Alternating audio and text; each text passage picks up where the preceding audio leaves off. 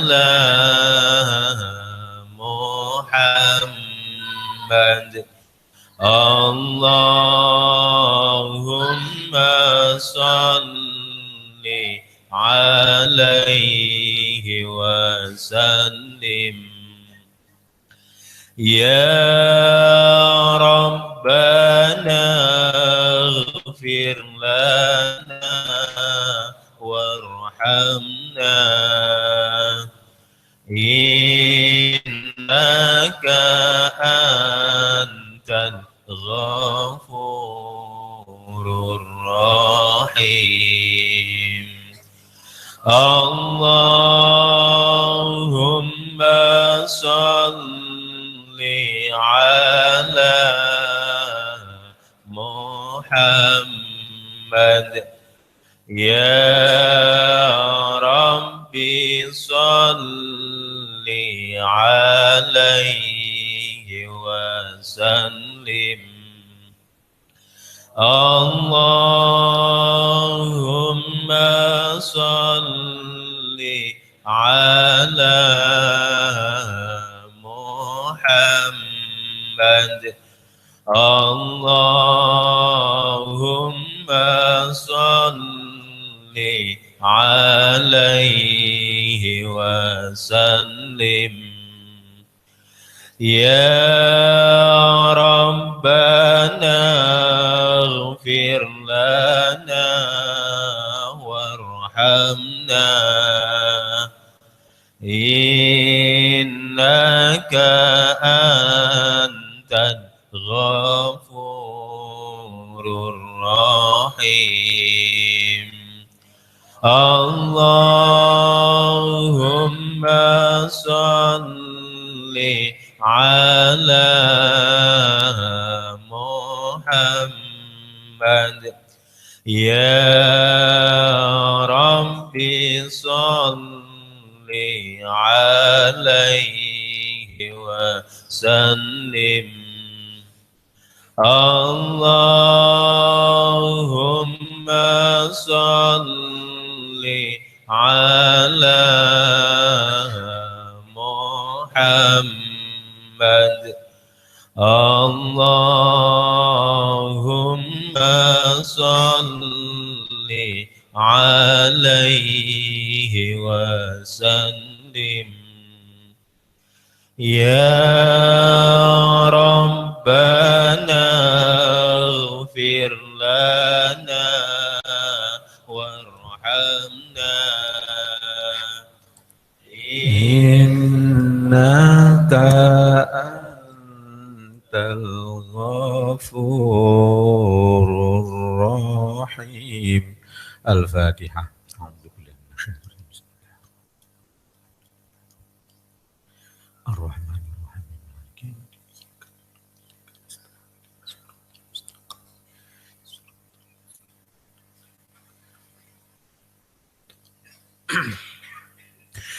Allahumma sholli wa sallim ala Muhammad wa ala Muhammad alhamdulillahi rabbil alamin. Allahumma ighfir lana warhamna wahdina innaka antal ghafurur rahim. Rabbana la tuzigh qulubana ba'da idh hadaytana wa hab lana min ladunka rahmah innaka antal wahhab. Rabbana atina fid dunya hasanah wa fil akhirati hasanah wa qina adzabannar. Sallallahu ala Muhammad wa ala Muhammad.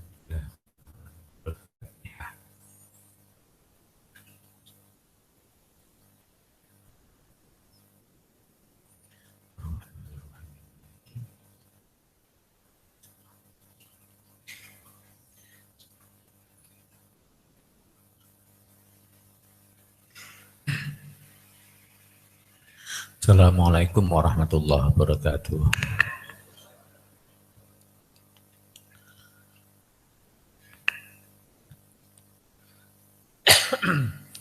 Alhamdulillah la haula wala quwwata illa billah wassalatu wassalamu ala Rasulillah Muhammad ibn Abdillah. Kita ngaji syariat, yaitu hukum-hukumnya Allah. Untuk mengagungkan Allah. Berbeda dengan kita belajar aturan manusia. Kalau aturan manusia hanya untuk diterapkan dan untuk kesejahteraan dunia. Tapi kalau aturannya Allah itu untuk mengagungkan Allah, untuk meyakini sedikitnya dunia, dahsyatnya akhirat. Sehingga mengetahui saja dimuliakan oleh Allah di surga. Tidak tahu berarti kualitasnya agama manusia itu yang tidak tahu itu rendah di hadapan Allah. Walaupun masuk surga, tapi rendah di hadapan Allah. Surga rendahan. Ya. Sehingga hukum Islam itu dihafalkan, berkali-kali ingat, itu maka semakin tinggi tingkat imannya. Jadi menghafalkan hukum Allah, walaupun sudah tahu, kemudian dihafalkan, itu semakin tinggi tingkatannya. Sebab semakin hafal itu akan semakin mengagungkan Allah dan mengecilkan dunia, memuliakan Allah, membesarkan akhirat. Ini beda dengan hukum biasa. Sehingga misalnya punya mantu yang hukum Allah, itu berarti agamanya bagus. Makanya pilih mantu yang paham dengan hukum Allah. Berarti akhiratnya mulia. Ya. Sebab tidak paham hukum Allah itu bagaikan orang buta. Orang buta. Misalnya ya, ngasuh anak. Kalau orang enggak tahu hukum Allah, mengasuh anak itu, anak dianggap anaknya sendiri. Padahal itu sangat membahayakan. Enggak boleh diaktekan anaknya sendiri, enggak boleh. Harus anaknya orang tuanya. Dan harus dididik pada anaknya itu. Kamu adalah anaknya itu. Kamu saya asuh. Gitu aja. Agama Islam itu agama hakikat, agama kenyataan. Ada pelanggaran, kemudian dihajar oleh Allah di dunia itu bagus, jangan sadar ya.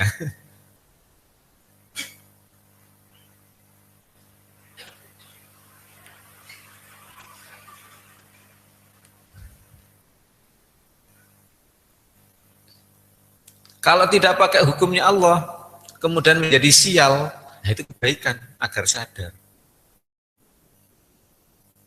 Ada orang ngambil anak, kemudian diakukan anaknya sendiri, maka menjadi sial. Asalnya punya rumah, punya mobil, mobilnya dijual, rumahnya dijual, ganti punya hutang tok yang banyak,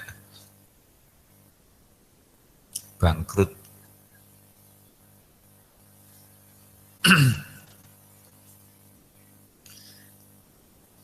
Yang penting upayanya. Ada orang lagi juga ngambil anak, sudah diingatkan. Ini nanti jadi anak yang bikin bangkrut loh ini, dunia akhirat kalau sampai mengaku anaknya sendiri. Kemudian tanya bidannya, masih dirahasiakan oleh bidannya. Karena agar sepenuh hati merawat anaknya. Konsultasi lagi, maka dijawab, ya harus ditanyakan. Kemudian tanya, katanya bidannya, orangnya sudah tidak tahu namanya siapa, alamatnya mana. Namanya enggak tahu. Ya apa nih? anak diputus dengan orang tuanya. Seharusnya dia tetap silaturahmi dengan orang tuanya, tapi diputus. Memutuskan silaturahmi itu adalah apa? Suatu dosa juga. Terus ditekan terus harus tahu nama orang tuanya. Ternyata beberapa tahun kemudian, beberapa bulan kemudian, apa? Katanya bidannya sudah pindah. Nggak tahu alamat bidannya. Waduh, yang ditanya saya nggak tahu. Ya sudah, gini aja solusinya. Pokoknya mau nulis akte itu nggak boleh ditulis orang tua angkatnya. Orang tuanya diganti ya, namanya laki-laki binti Abdullah gitu aja. Hambanya Allah gitu aja. Ya nggak tahu ya. Nah ibunya ya amatullah gitu aja.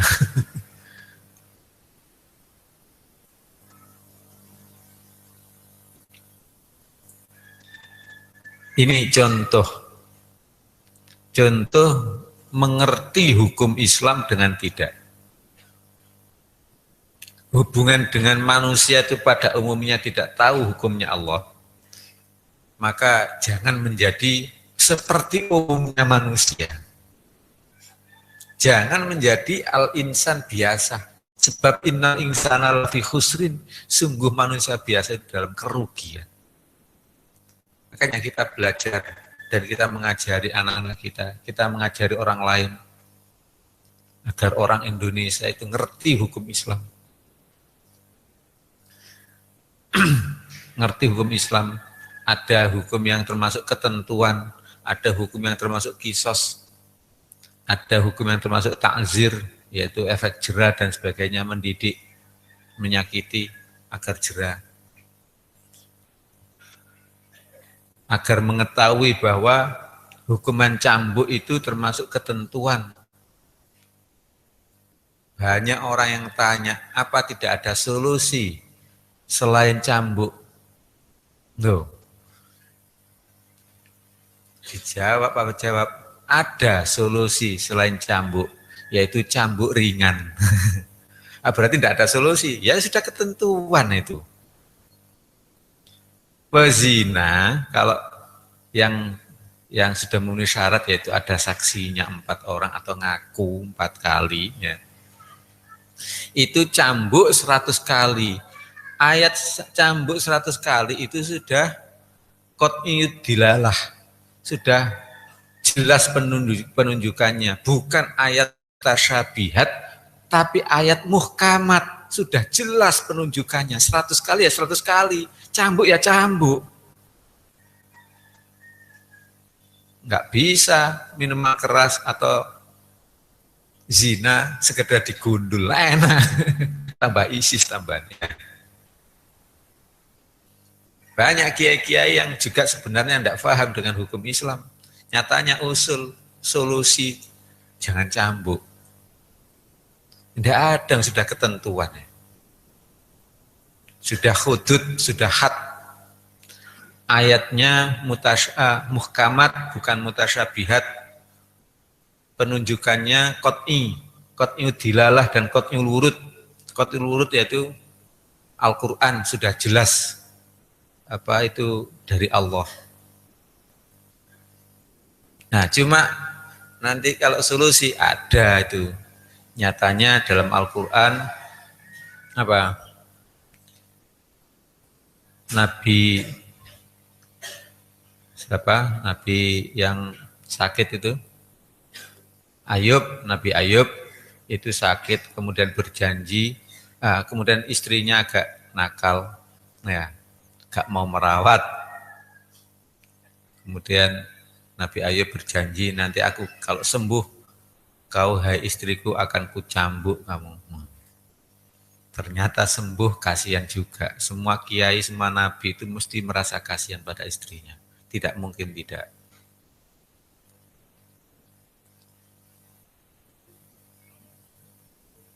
Meskipun sudah rata-rata itu mesti sayang. Ya mesti sayang sih, sayang ukhrawi ya.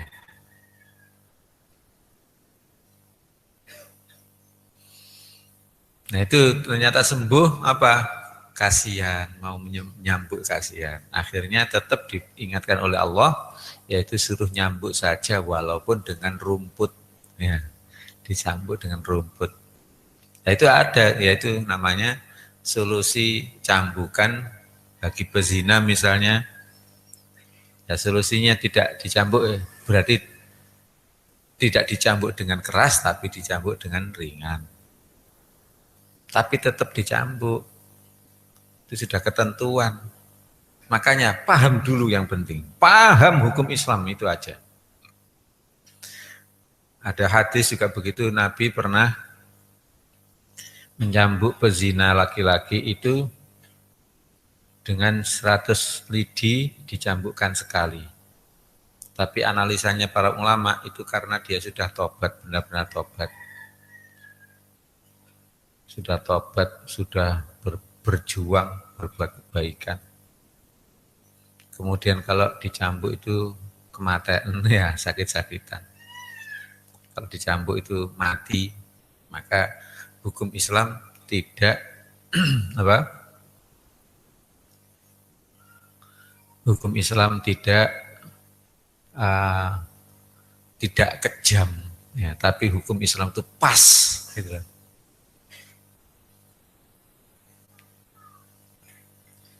Apakah bisa dilaksanakan di Indonesia? Ya bisa loh. Bisa. Di Indonesia itu punya payung hukum agama itu pasal Undang-Undang 45 dan Dasar 45, pasal 29 ayat 2 itu, bahwa negara menjamin kebebasan penduduk untuk beribadat dan untuk memeluk dan beribadat menurut agama masing-masing. Enggak apa-apa. Misalnya itu cambukan, ya nggak sama sih dengan pidana. Ada cambukan hiburan, misalnya tinju. Tinju itu kan ya hiburan, olahraga itu, hiburan. Dengan aturan tinju, ya mesti aja wasitnya tidak boleh membiarkan yang dipukul sampai mati, boleh dengan aturan tinju. Dan di tempat tinju juga, di tempat tinju tak boleh tinju di tempat biasa terus apa, nggak ada yang ngatur. Kemudian dipimpin oleh ahli tinju, ya. Demikian juga apa, cambukan tiban, kalau di sini namanya ujung. Biasanya orang punya hajat atau orang minta hujan, katanya itu mitos minta hujan, itu mengadakan pertunjukan ujung atau tiban, saling cambuk bawa rotan, 2 orang bawa rotannya, semuanya saling dibayar, baik yang mencambuk maupun dicambuk dibayar dengan tabuhan musik apa, kendang, tung tang apa si A nyambuk si B dulu. Nah, kalau kena ya punggungnya melentas pelentus gitu. Kalau tidak kena ya tetap dapat bayaran, tapi untung tidak kena. Di sini ada orang yang suka itu apa main ujung, tapi almarhum sudah. Nah, itu cambukan olahraga atau cambukan hiburan. Tidak sama dengan pidana. Pidana itu ada pasal pengeroyokan, ada pasal penganiayaan. Itu maksudnya apa? Orang baik-baik ya nggak boleh dianiaya sih. Orang baik-baik nggak boleh dianiaya. Kalau dianiaya ya polisi akan turun tangan. Biar tidak terjadi penganiayaan. Ya betul, itu ajaran Islam juga. Bukan tidak ada ajaran Islam, bukan ajaran Islam itu. Bahkan lebih keras. Islam itu kisos untuk itu. Nah, demikian juga cambukan keagamaan ini. Cambukan keagamaan ini adalah orang yang kepingin tobat, dapat ampunan Allah, surga di akhirat, kemudian minta dicambuk. Atau apa yang menyaksikan ada 4 orang. Tapi zaman Nabi itu tidak ada kesaksian orang itu. Sebab menyaksikan itu tidak boleh CCTV, harus orang betul. Kalau CCTV itu nggak ada laki-laki, nggak ada perempuannya. Harus orang betul, manusia betul. Laki-laki 4 orang, kalau perempuan 8 orang. Dan itu menyaksikan pada waktu benar-benar zina. Benar-benar zina. Bukan hanya tumpuan saja. Ya. Harus benar-benar zinanya. Nah, zaman Nabi tidak terjadi begitu, tapi mengaku pada Nabi 4 kali sebagai gantinya saksi. Sebagai gantinya saksi. Demikian juga sekarang bisa dilakukan itu. Kalau ada orang ngaku, terus kepingin dicambuk, sebab cambukan itu, zina itu termasuk sama dengan dosa besar, termasuk dosa besar. Dosa besar itu sama dengan syirik. Kalau tidak ditobati di dunia sampai mati, tidak ditobati di dunia sampai mati, maka tidak diampuni oleh Allah. Lain dengan dosa kecil. Dosa kecil itu mati belum diampuni, tapi dia berbuat kebaikan-kebaikan itu, berbuat kebaikan-kebaikan itu akan menutup dosa kecil. Akan menutup dosa-dosa kecil. Pahalanya kebaikan itu menutupi dosa kecil. Atau kalau misalnya mati masih ada dosa kecil, ternyata keluarganya itu punya sawah. Ini saya sedekahkan atas nama bapak saya. Bisa-bisa juga dikabulkan. Pokoknya bapak saya diampuni oleh Allah dosa-dosanya. Mudah-mudahan bapak saya diampuni oleh Allah. Allah Maha Kuasa, Maha Tahu. Ini saya sedekoi sawah 1 hektar. Mudah-mudahan bapak saya diampuni oleh Allah. Bisa. Tapi kalau dosa besar, enggak. Zina belum dicambuk di dunia juga permasalahan. Sudah, sekali lagi temanya adalah mengetahui hukum Islam itu ampunan Allah. Mengetahui hukum Islam itu kemuliaan di hadapan Allah. Paham hukum Islam itu lebih mudah untuk menjadi dakwah, untuk dakwah. Paham hukum Islam itu lebih potensi untuk masuk surga. Alhamdulillah.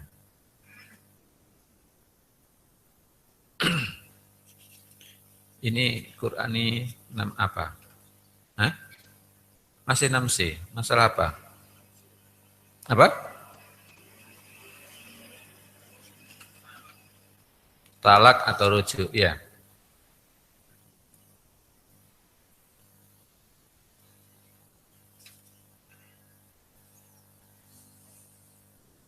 Talak. A'udzu billahi minasyaitonir rajim. Bismillahirrahmanirrahim. Wal mutallaqatu yatarabbasna bi anfusihinna thalathata quru. Wa la yakhullu lahunna an yaktumna ma khalaqallahu fi arhamihin. In kunna yu'minna billahi wal yawmil akhir. Wa bu'ulatuhunna haqqu biraddihinna fi dhalika in aradu islaha wa lahunna mithlu alladhi 'alayhinna bil ma'ruf walirijali 'alayhinna darajah wallahu 'azizun hakim. Wal mutallaqatu, dan wanita-wanita yang ditolak, yatarabbasna, menunggu, bi anfusihina, atau menahan, bi anfusihina, terhadap diri mereka, salah satu quru, 3 kali masa suci. Sebenarnya quru itu artinya haid atau suci. Itu termasuk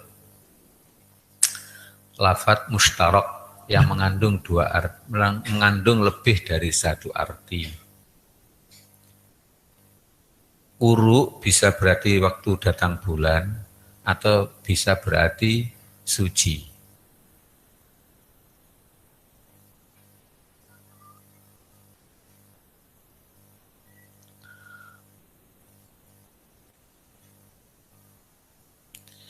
Wanita yang ditalak itu harus menahan diri, yaitu menahan diri atau kita biasanya disebut apa? Iddah, ya kan? Iddah itu walaupun arti sebenarnya adalah hitungan, ya, hitungan. Maka pada waktu iddah ini ya menahan diri,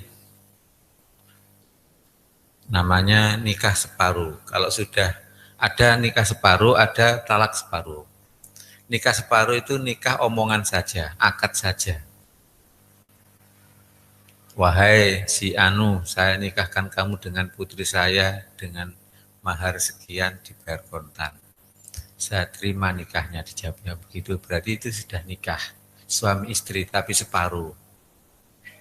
Hanya omongan, ucapan. Kemudian nikah perbuatan adalah kumpulnya itu. Kalau sudah kumpul maka 100%. Demikian juga talak itu ada dua, ada separuh, ada penuh. Kalau misalnya sudah jadi suami istri, sudah kumpul 100%, kemudian si laki-laki ngomong talak, maka itu jadi separuh lagi. Sampai masa iddahnya habis, sampai masa menunggunya habis, kok tidak ada perbuatan nikah, ada perbuatan rujuk, tapi benar-benar perbuatan talak, yaitu tidak kumpul, maka menjadi penuh kalau sudah iddahnya habis. Maka menjadi penuh. Sekali lagi, mengetahui hukum Islam itu kemuliaan di hadapan Allah.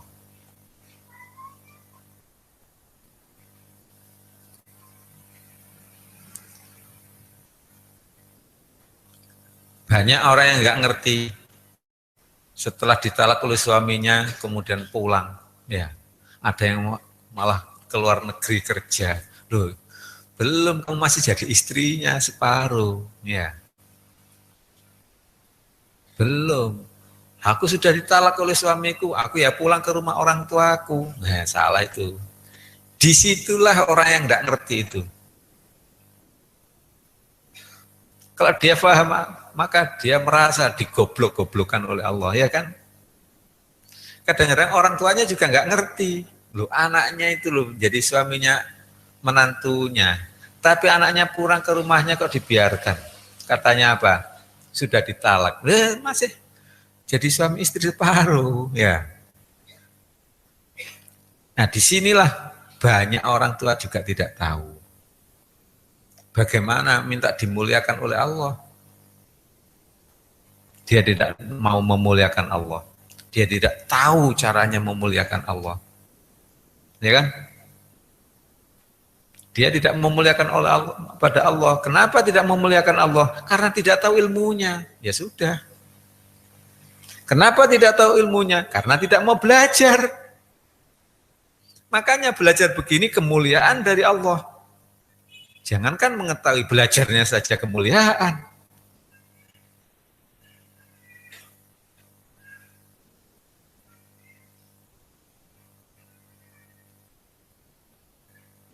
Wal mutallaqatu, dan wanita-wanita yang dicerai ya tarabbasna menahan fi anfusihim terhadap dirinya salah tata quru 3 kali masa suci. Di situ ada berarti masa suci, ada berarti masa datang bulan. Di sini ada ayat yang lain, jika mentalak istrimu maka talaklah dalam keadaan dia mudah untuk beriddah. Maka berarti apa? Talak itu haram dilakukan pada waktu masa datang bulan. Jadi talak itu haram atau enggak boleh pada waktu datang bulan atau masa suci tetapi sudah dikumpuli. sudah dikumpuli. Jadi talak itu harusnya yaitu setelah masa suci kemudian belum dikumpuli ditalak, itu enggak apa-apa. Tapi bagaimana andai talak itu dilakukan pada waktu datang bulan? Maka haram. Cuma sah. Cuma hukumnya sah. Ini kadang-kadang itu juga banyak nggak ngerti. Katanya haram itu tidak sah. Tidak semua yang haram itu tidak sah. Ini yang termasuk sah. Termasuk misalnya setelah suci kok dikumpuli kemudian ditalak, ya sah saja, cuma haram, dosa. Haram seperti apa? Seperti jual beli pada waktu azan Jumat, haram hukumnya. Idza nudiya lis-sholati min yaumil jum'ati fas'au ila dzikrillahi wa dzarul bai', dan tinggalkanlah jual beli pada waktu azan Jumat. Kok tetap jual beli saja, maka jual belinya sah. Tidak bisa digugat, dibatalkan, tidak. Tapi haram. Menikah haram juga ada yang sah, ada yang batal. Menikah haram, misalnya laki-laki baik-baik menikahi pelacur, itu haram. Pelacur dinikahi laki-laki baik-baik, maka laki-laki baik-baik itu haram hukumnya menikahi pelacur. Wazaniatu la yankihuha illa zanin au musyrik. Dan wanita pezina tidak pantas dinikahi oleh laki-laki kecuali pezina juga atau orang musyrik. Maka laki-laki tidak pezina menikahi wanita pezina hukumnya haram. Tapi sah.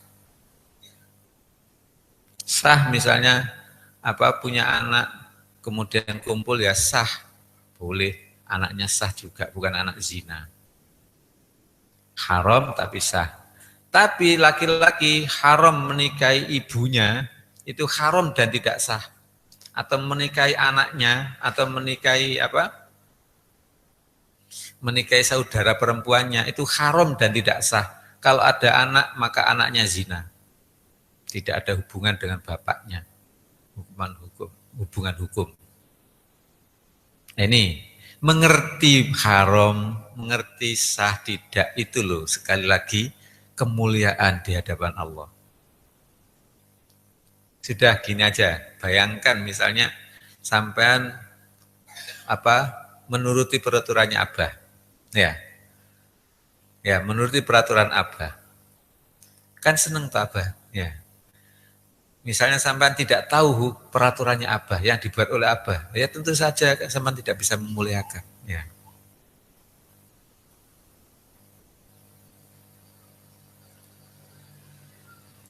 Jadi salah satu kuruk 3 kali masa suci. Yang baik itu, yang tidak haram itu adalah pada waktu masa suci dan belum dikumpuli. Sehingga nanti idahnya habis pas masa suci juga. 3 kali masa suci. Ya. Kemudian misalnya pas masa suci habis, kemudian dia mau nikah dengan orang lain, ya sudah. Wala yakhillu lahunna ayyaktumna ma khalaqallahu fi arhamihinna, dan tidak halal bagi mereka untuk menyembunyikan apa yang Allah ciptakan dalam rahimnya. Ini juga berarti mentalak istri pada waktu hamil juga haram. Tapi sah. Tapi haram. Buat apa gunanya sah tapi haram? Walaupun sah tapi apa gunanya kalau haram, ya kan? Haram dosa. Haram itu dosa. Dosa itu neraka. Demikian juga istri pada waktu ditanya, nggak boleh ngomong tidak hamil. Kalau dia hamil, ngomonglah hamil. Kalau dia hamil, ngomonglah hamil. Misalnya ada seorang istri biar cepat ditalak, ya, kemudian nggak ngaku kalau hamil, ya itu berarti dosa juga. Makanya tidak halal bagi wanita-wanita menyembunyikan apa yang Allah ciptakan dalam rahimnya, yaitu hamil. Kebelet pingin nang dicerai, kemudian ngomong tidak hamil. Ya.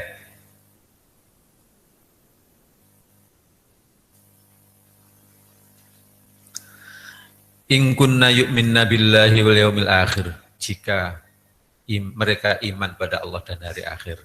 Sekali lagi hukum itu tidak bisa dipisahkan dengan akidah. Makanya belajar hukum jangan dipisahkan dengan akidah. Sementara kurikulum di Indonesia ini atau di bumi manapun rata-rata syariah dipisahkan dengan akidah. Belajar ilmu waris, tapi setelah bisa ilmu waris nggak memakai. Kenapa? Nggak ada akidahnya, nggak mau pakai. Pokoknya sepakat enggak apa-apa. Lah apa perintahnya Allah itu? Itu ya itu untuk keindahan saja. Lah gitu dah, subhanallah. Padahal ancaman itu setelah ayat waris itu adalah ngancam, itu aturan Allah. Jika taat pada Allah dan Rasulnya surga, kalau enggak taat neraka.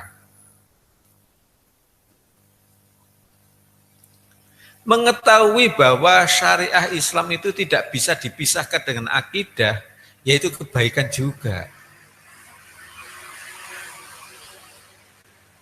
Makanya seharusnya pelajaran di Indonesia itu agama, ya sudah Al-Quran aja, biar mengandung syariah dan akidahnya.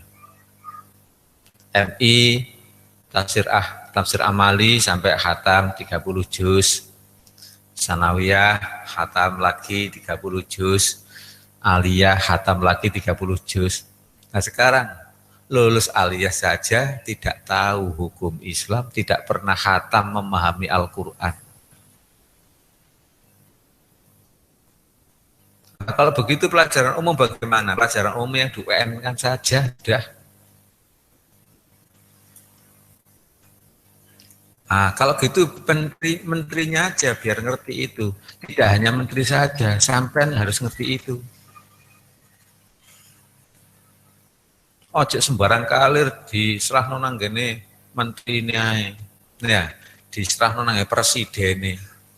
Sehingga bahkan ada yang kepingin merubah negara ya. Merubah negara, enggak perlu dirubah sih, bisa dilakukan hukum cambuk itu bisa. Yang penting rakyatnya ngerti kabeh. Yang penting rakyatnya mengerti. Kalau rakyatnya mengerti, pasti diberi oleh Allah presiden yang ngerti juga. Presiden ini loh enggak bertentangan dengan Islam dari segi presidennya, enggak bertentangan dengan Islam.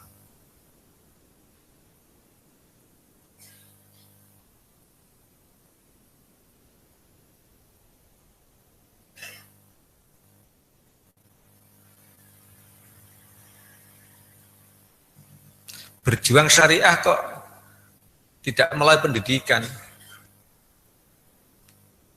Ya sama dengan apa? Sepeda motor, mesinnya yang kurang bagus, ternyata selebornya yang catnya dibenahi. Ya. Catnya dibenahi, dicat ulang, cat selebornya. Padahal mesinnya yang kurang sip. Ya mesinnya aja dulu.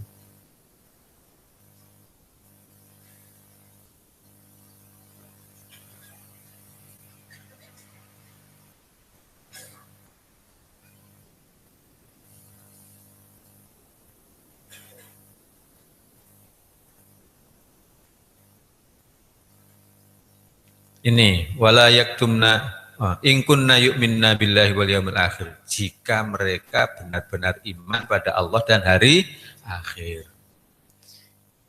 Paket sudah, iman pada Allah dan hari akhir itu paket.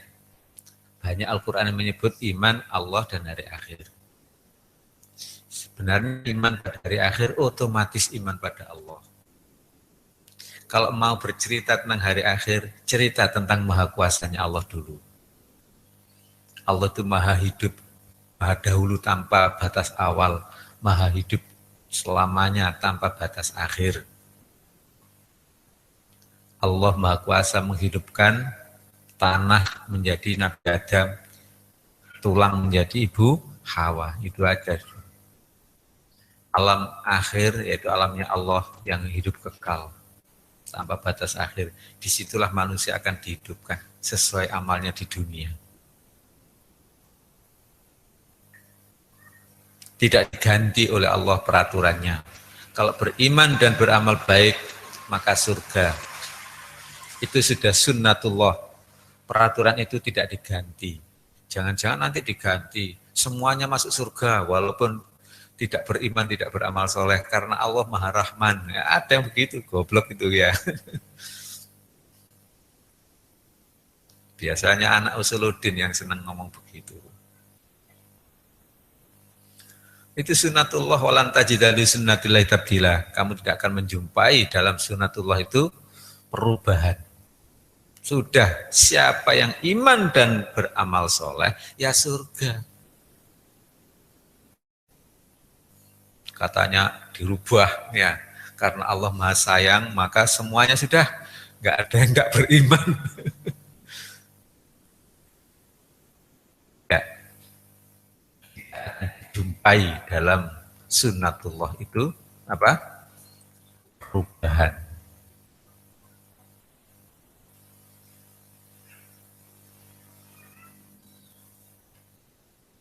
Makanya sebenarnya belajar hukum Islam itu ya sejak kecil seharusnya. Seharusnya belajar hukum Islam itu adalah mulai usia 7 tahun sampai balik. Itu belajar hukum Islam. Mulai balik sampai usia nikah sudah belajar thoriqoh. Mulai usia nikah sampai 50 tahun hakikat. Mulai usia 50 tahun sampai mati itu makrifat seharusnya. Tapi banyak orang sudah usia 50 tahun nggak paham syariatnya. Ya tobat, ya ngaji sekarang ini.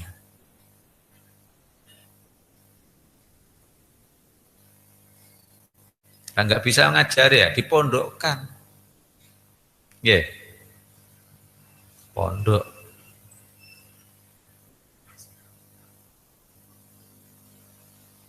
Atau ya guru apa atau madrasah ibtidaiyah diminta agar mengajarkan syariat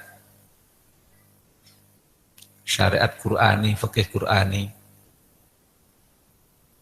Ojo akeh-akeh pelajaran umum di MI itu hanya 3 saja, matematika, bahasa Indonesia, dan IPA.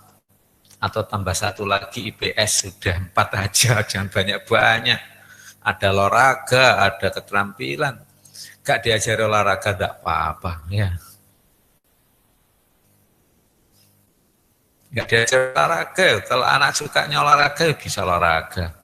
Gak diajari musik, kalau anaknya suka musik, ya masuk musik, bisa musik. Ya. Ini loh, Al-Quran ini loh yang bahaya. Kalau tidak diajarkan.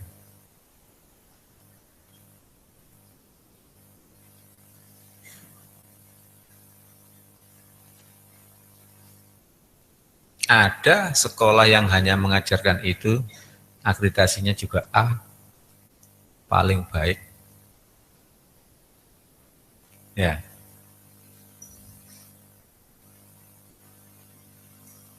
Minimal usul. Jangan banyak-banyak pelajaran umum itu.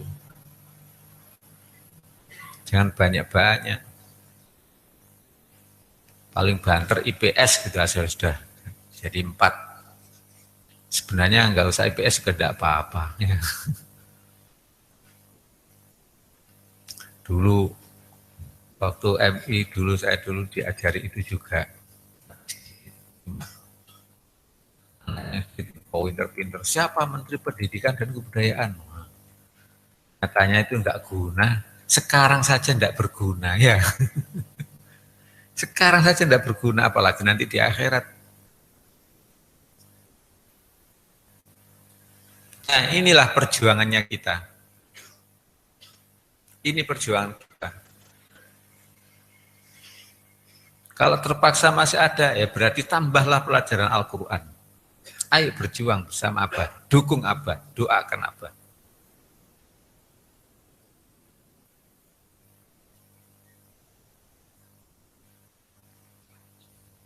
Siapa saja bisa mendukung Abah.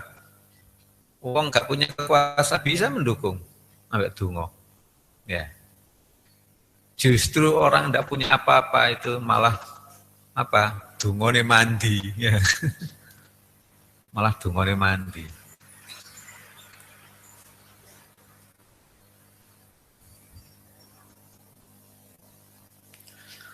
Wa bu'ulatuhunna ahaq biratihinna fi dzalika in aradu islaha. Dan suami-suami mereka lebih berhak untuk merujuk,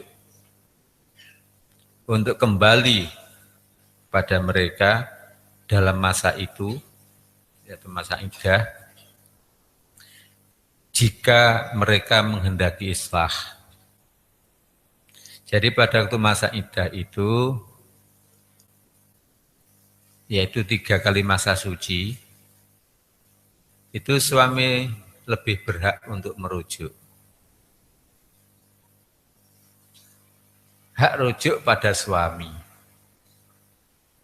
Istri tidak diberi hak rujuk. Atau siapapun tidak diberi hak rujuk. Jadi misalnya begini, suami kepingin merujuknya. Suami kepingin merujuknya. Maka bisa dilakukan dengan omongan, bisa dilakukan dengan perbuatan. Perbuatan misalnya, yaitu langsung kumpul gitu aja. Itu otomatis rujuk. Mertuanya enggak mengizinkan, enggak ada apa-apanya mertuanya itu. Oh mertuanya yang satu yang laki-laki enggak apa-apa, yang ibunya enggak boleh, walaupun ibunya enggak boleh, kalau sudah dirujuk ya sudah rujuk ya, mau apa. Ini loh, perlunya mengerti hukum Islam, baik ibunya, bapaknya ya.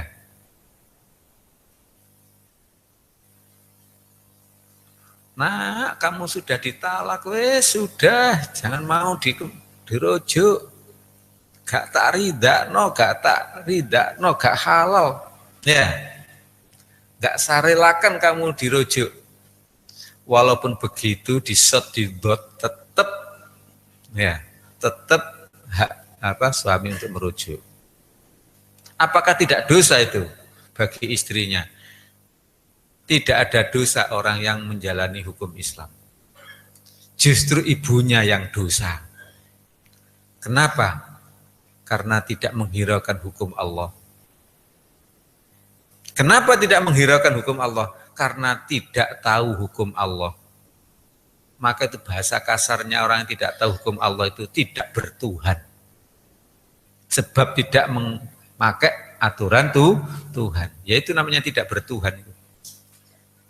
Banyak orang yang tidak bertuhan, ya. Makanya kewajiban kita agar orang-orang itu bertuhan, yes. Ojo dilok netok, jangan hanya diolok. Ngantuk tah? Enggak toh? Enggak. Hah? Oh ya. Mendengarkan ya.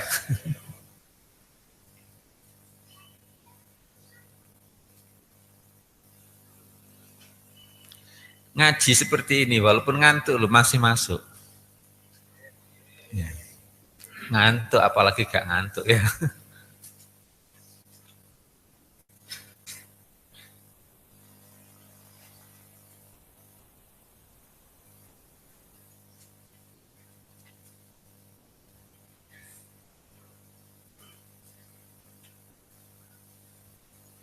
In aradu islaha, jika suami itu menghendaki islah, menghendaki perdamaian. Berarti menghendaki perdamaian. Bagaimana kalau niatnya itu niat mulosoro, niat menyakiti, maka ya tetap sah rujuknya, tapi haram di hadapan Allah. Kalau niat menyakiti, maka yang tidak haram adalah niat islah, niat perdamaian.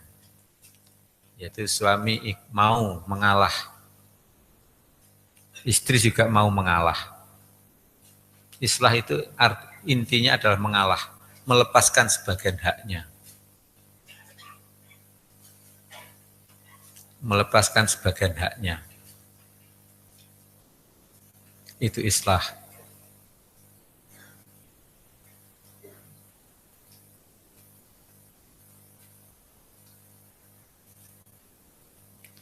Walahunna mithlul ladzi 'alaihinna bil ma'ruf. Dan bagi mereka ini loh bahasa Al-Qur'an itu, kalau la itu bagi keuntungan, kalau ala itu bagi atas merugikan. Kalau walahunna bagi mereka perempuan berarti apa? Hak. Kalau alaihinna berarti kewajiban. Walahunna dan bagi atau hak atas wanita mithlul ladzi semisal yang alaihinna kewajiban atas mereka bil ma'rufi dengan cara ma'ruf. Aturan ini sudah imbang. Jangan dihujat. Loh, kalau itu haknya suami, kalau haknya suami untuk merujuk, walaupun tidak setuju perempuannya atau setuju, itu tetap haknya suami. Kan berarti enak-enak suami itu. Oh, jangan dihujat begitu. Itu aturan Allah sudah seimbang antara haknya istri dan kewajibannya istri. Sudah seimbang. Ini loh yang penting. Ngerti hukum Islam itu harus ngerti ini. Jangan menghujat. Ya, orang-orang goblok akan menghujat. Gak mau menjalankan tapi menghujat. Nah kalau itu masa iddah itu hak rujuk bagi suami. Tidak boleh menolak istri untuk dirujuk. Itu kan berarti apa? Menangan wong lanang ini. Jangan katakan begitu. Sudah imbang. Walahunna mislul ladzi 'alaihinna bil ma'ruf. Sudahlah seimbang. Nah, cara bertanya tentang hukum Islam itu harus dimulai dari kebaikan. Enggak boleh dimulai dari nol. Dimulai dari kebaikan, menganggap baik hukum Islam itu. Maka pertanyaannya bukan kenapa kok hak rujuk itu bagi suami, bukan begitu. Tetapi pertanyaannya adalah apa maha bijaksananya Allah dalam aturan rujuk itu bagi suami, hak rujuk bagi suami. Apa maha kuasanya Allah? Apa hikmahnya? Apa maha bijaksananya Allah? Makanya cara bertanya ya begitu, walaupun mahasiswa ya jangan bertanyanya orang goblok ya. Bertanya harus apa rahasianya? Rahasianya atau kebaikannya, maha bijaksananya Allah di balik peraturan itu. Jawabnya banyak. Enggak asalkan saya jelaskan, mikir-mikir sendiri, semuanya punya akal kok. Ya. Tapi walir rijali alaihinna darajah. Bagi suami, bagi laki-laki, atas mereka perempuan itu ada tingkatan 1 derajat di atasnya. Ya. Tingkatan 1 derajat. Kok begitu? Memang Allah menjadikan begitu. Memang Allah menjadikan begitu. Tapi jangan protes pada Allah seperti protesnya orang kafir ya. Kalau begitu enak jadi laki-laki ya. Laki-laki ya begitu. Apa kalau enak jadi laki-laki kok aku dijadikan perempuan? Protes aku ya, goblok tuh tambahnya.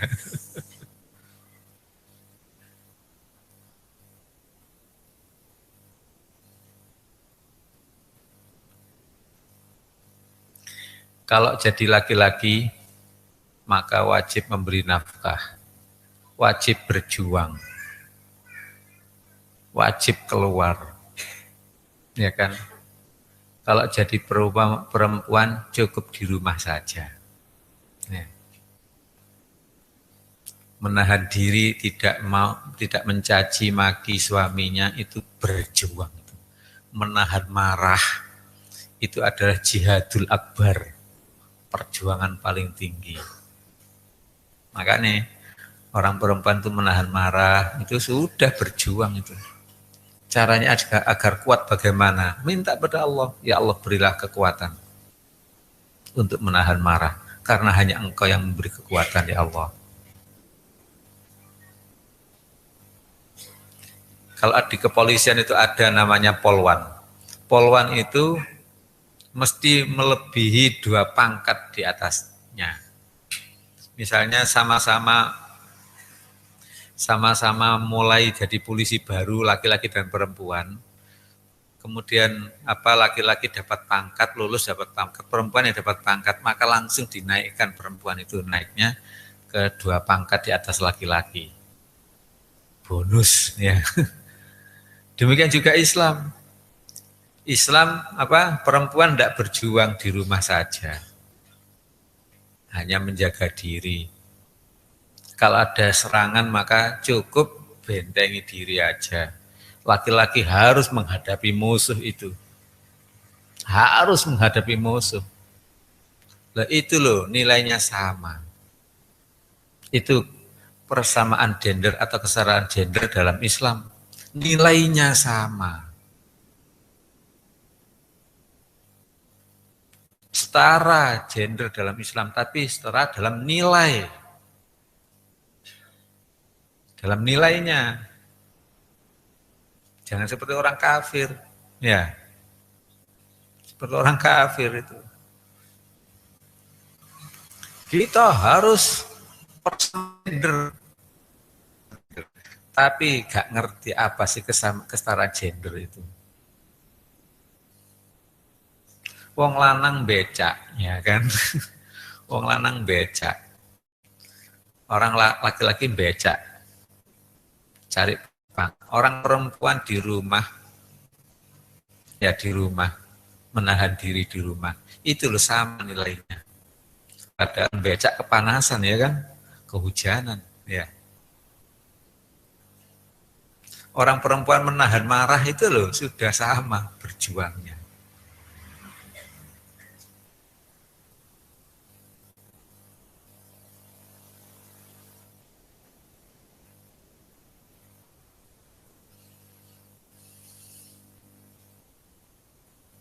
Walirijali alaihinna darajah, dan bagi laki-laki atas perempuan 1 derajat di atasnya. Wallahu azizun hakim, dan Allah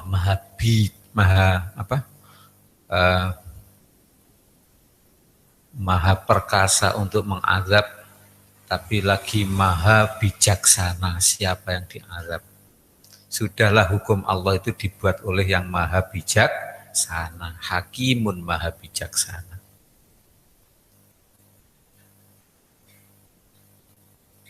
At-talaqu marratan.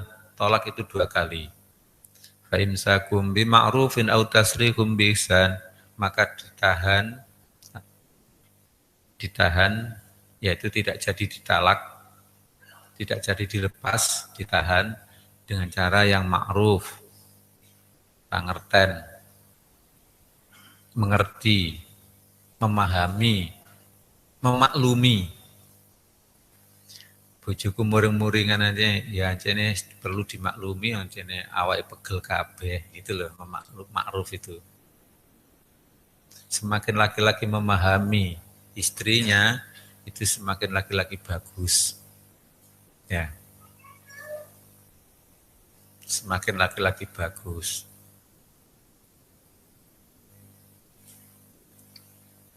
Semakin laki-laki siap untuk menahan, tidak jadi talak, ya jadi dilepas, tapi juga siap melepaskan, itu semakin bagus.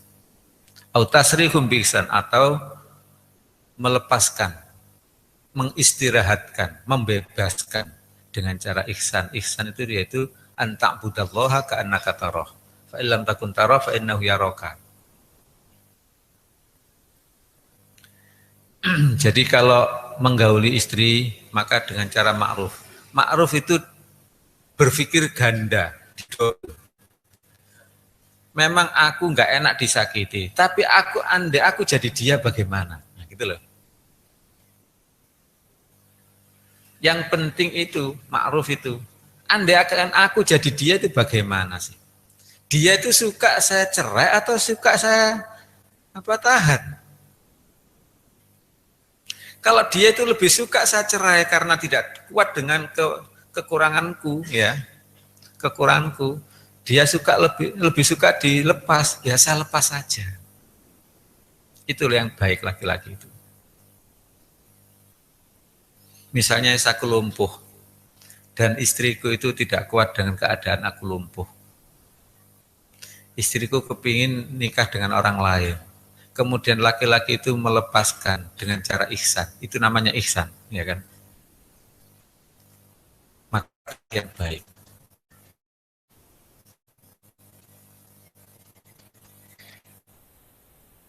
Tapi jadi laki-laki baik itu enggak gampang, ya. Kadang-kadang saya tanung Anda nih, membisiki, pada waktu jayanya kamu mau kamu nikahi. Sekarang kamu purek, dia tidak mau dinikahi, ya. Cari enaknya saja, habis manis sepah dibuang, ya. Itu bukan bisikan yang baik, ya. Itu bisikan jahat. Makanya mengerti hukum Islam itu mudah-mudahan jadi benar-benar jadi orang baik. Tidak bisa menjadi orang baik kalau tidak mengerti.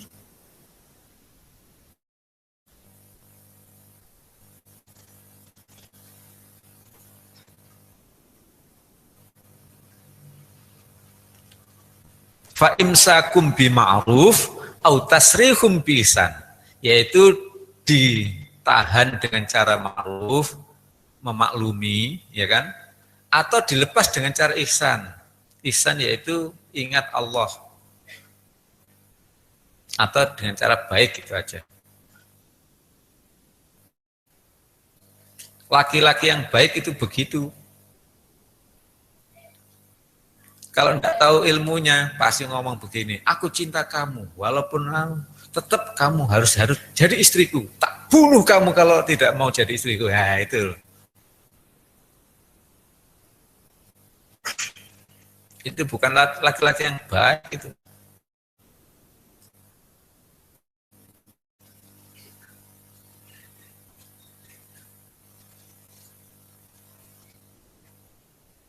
Siap ya, tidak.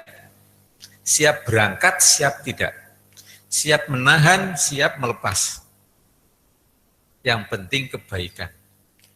Atau justru mengatakan, aku sayang kamu, enggak apa-apa. Wahai istriku tersayang, aku sayang kamu. Aku sayang kamu. Kalau misalnya minta cerai, ya sudah saya turuti karena aku sayang kamu. Gitu loh, ya.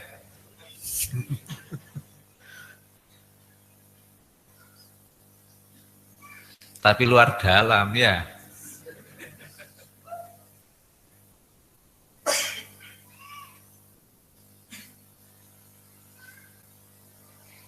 Atau tidak kulepas kamu karena aku sayang kamu.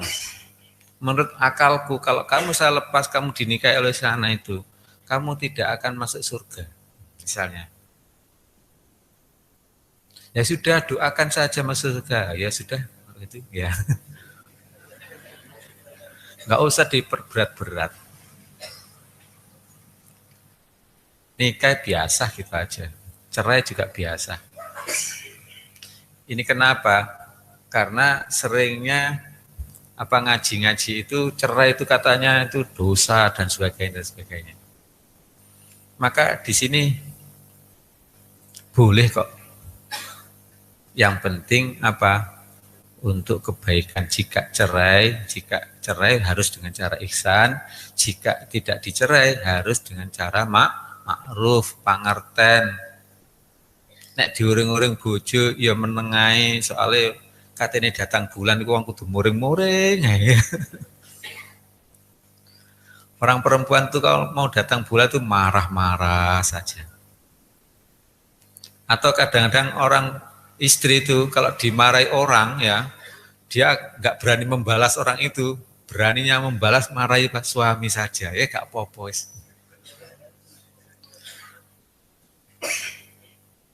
Misalnya dia jualan ya, kemudian dimarahi oleh pembelinya, sampai gimana? Nggak berani membalas ya, nggak berani membalas. Kalau membalas memarahi pada orang lain diantem ya.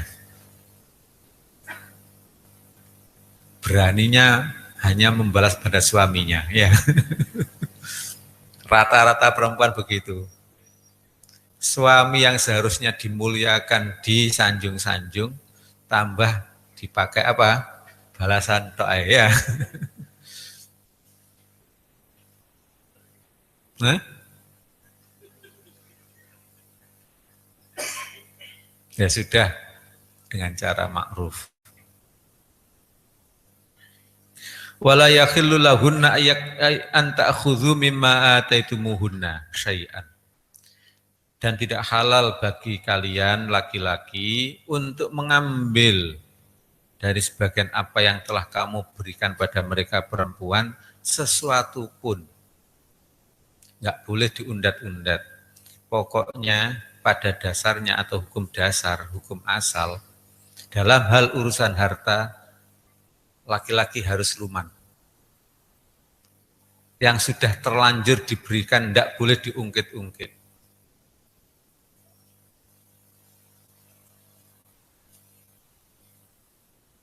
Ya, sudah diberikan kok, diungkit-ungkit. Karena kamu minta cerai, berarti dulu itu yang kamu saya sumbang, bapakmu mati saya sumbang sekian, itu berarti kembalikan ya. Nah, ini bukan laki-laki baik ini. Sudah terlanjur diberikan, jangan diungkit-ungkit. Memang pada dasarnya urusan harta itu laki-laki memberi, perempuan menerima.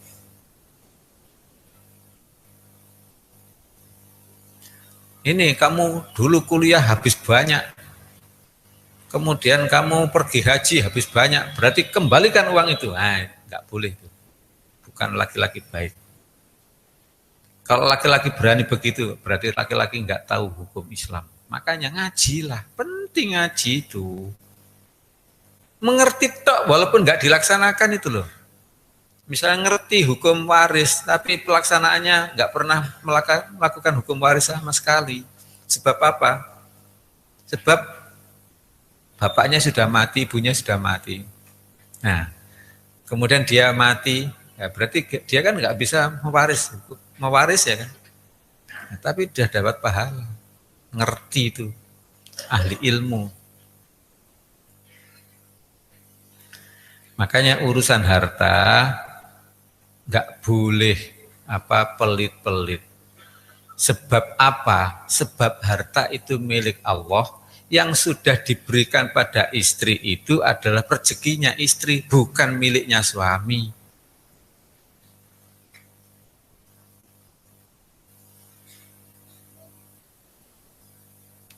Jangan-jangan suami ini nanti gak adil. Nah, itu serahkan suami aja. Serahkan suami saja.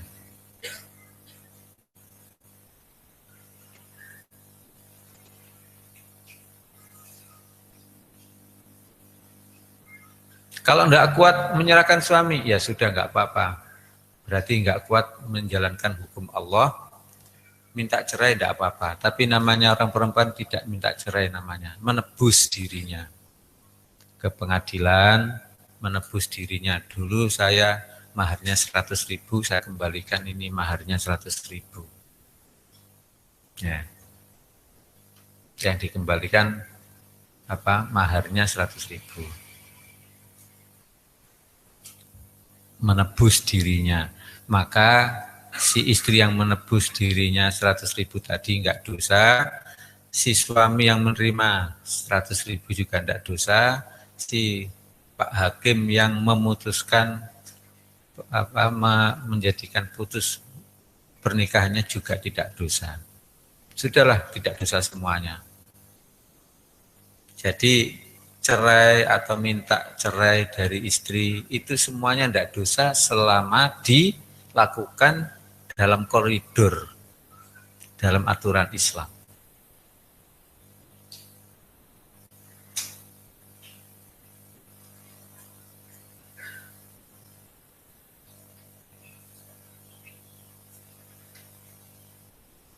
Cuma biasanya orang pisah itu mesti dalam keadaan emosi, ya kan? Ya itu yang emosinya itu harus dihilangkan.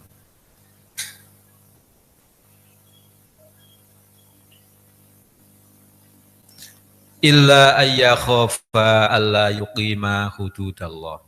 Kecuali apabila keduanya takut bahwa tidak bisa menjalankan hukum-hukum Allah, ketentuan Allah.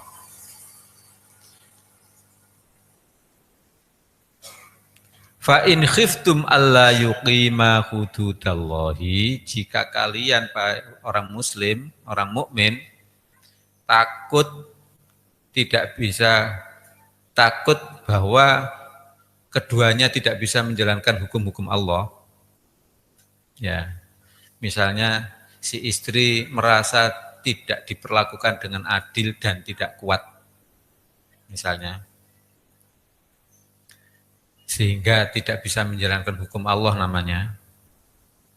Fala junaha alaihima fi maftadat bihi. Maka tiada dosa atas keduanya, baik suami atau istri, dalam apa yang perempuan itu menebus dirinya. Jadi mengembalikan maharnya. Sudah Pak Hakim, ini maharnya dulu 100.000, saya tebus diri saya karena alasannya tidak bisa menjalankan hukum Allah. Itulah yang akhlak yang bagus. Saya tidak kuat itu diperlakukan tidak adil. Misalnya, atau tetap saya menuduh diperlakukan tidak adil terus, daripada begini sudah saya tebus. Maka tidak apa-apa, tidak dosa. Fala junaha, maka tiada dosa alaihima atas keduanya fi maftadat bih, dalam hal apa yang istri menebus dirinya. Tilka hududullahi, itulah hukum-hukum Allah. Mudah-mudahan kita paham itu hukum Allah. Fala ta'taduha, maka jangan melampaui batas padanya. Wa may yata'adda hududallahi, maka siapapun yang melanggar hukum-hukum Allah, ketentuan-ketentuan Allah, faulaika humul muflihun, maka mereka itu, saya ulangi, faulaika humul zalimun, maka mereka itu orang-orang yang zalim. Jadi hindari melanggar hukum Allah, berarti belajarlah hukum Allah. Bagaimana tidak melanggar hukum Allah, enggak ngerti. Kalau enggak ngerti ya mesti melanggar. Mudah bermanfaat.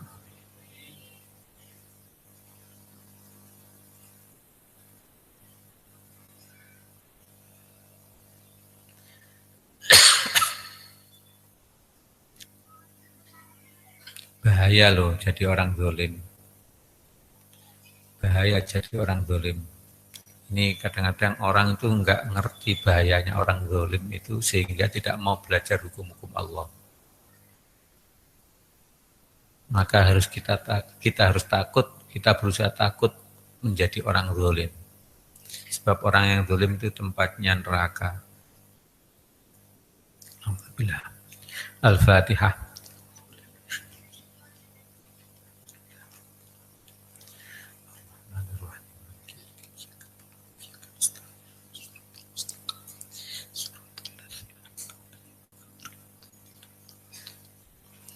Allahumma salli wa sallim ala Muhammad wa ala sayyidina Muhammad alhamdulillahi rabbil alamin. Allahumma ighfir lana warhamna wahdina innaka antal ghafurur rahim. Rabbana la tuzigh qulubana ba'da idh hadaytana wa hab lana min ladunka rahmah innaka antal wahhab. Rabbana atina fid dunya hasanah wa fil akhirati hasanah wa qina adzabannar. Sallallahu ala Muhammad wa ala sayyidina Muhammad alhamdulillahi rabbil alamin. Al-Fatihah.